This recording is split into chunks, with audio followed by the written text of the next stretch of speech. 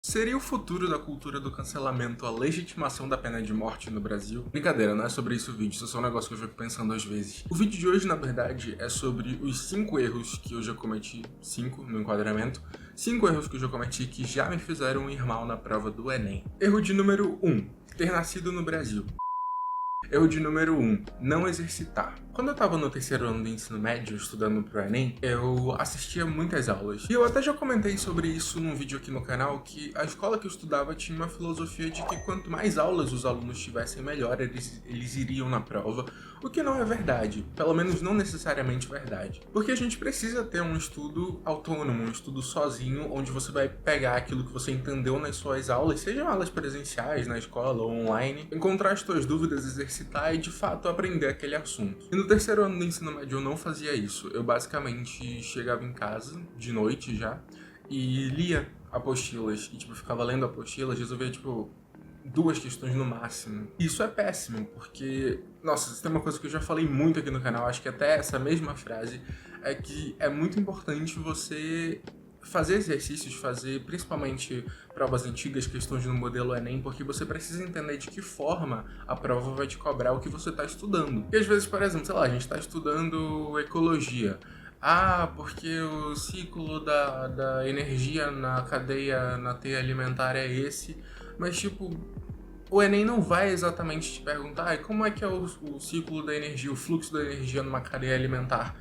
A pergunta não vai ser direta, tem todo um contexto, toda uma forma diferente de perguntar que você precisa entender, e para você entender você tem que exercitar, fazer muitas questões do Enem, modelo Enem, de outros vestibulares, questões mais contextualizadas. E como eu quase não exercitava, isso me afetou lá na hora da prova, porque eu não tinha tanta prática assim. Eu não fui muito mal no Enem 2015, que foi o Enem no ano em que eu terminei o terceiro ano, mas também eu fui muito pior do que eu poderia ter ido. Erro de número 2, não sanar dúvidas. Às vezes você até exercita, faz ali os seus simulados de provas antigas, mas você erra uma questão, até procura a resolução, só que fica uma parte que você não entendeu e você não corre atrás de entender o que você não entendeu. Daí você vai tendo um aprendizado cheio de lacunas, porque você até estudou vários assuntos, mas vários pontos importantes você foi deixando pelo meio do caminho. E esses detalhes que você não entendeu e não correu atrás de entender fazem muita diferença na hora da prova.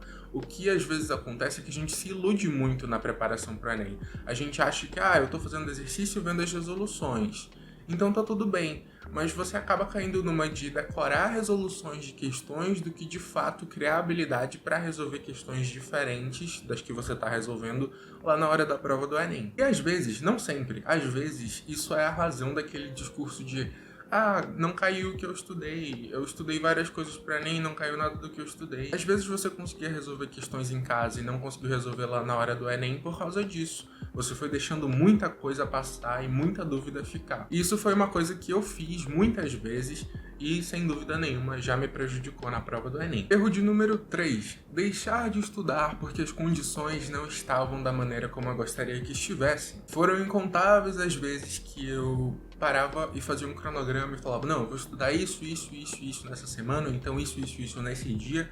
E no final das contas não conseguia fazer a maioria daquelas coisas, ou então passava muito tempo no primeiro assunto e não conseguia ir pro outro, e aí já largava de mão e achava que tinha que fazer um outro planejamento para aí sim começar a estudar. E com isso, muito tempo foi se perdendo, muita coisa foi passando, e sem dúvida nenhuma isso prejudica muito na hora da prova, porque você acaba deixando de estudar muitas coisas de fato, porque você entra nesse ciclo de querer sempre planejar mais do que fazer. Quarto e último erro, ignorar as bases. Eu acho que esse foi um dos principais erros que eu cometi, acho que assim, nos primeiros anos que eu tava me preparando para o Enem, porque eu acabava querendo sempre começar muito pelo fim.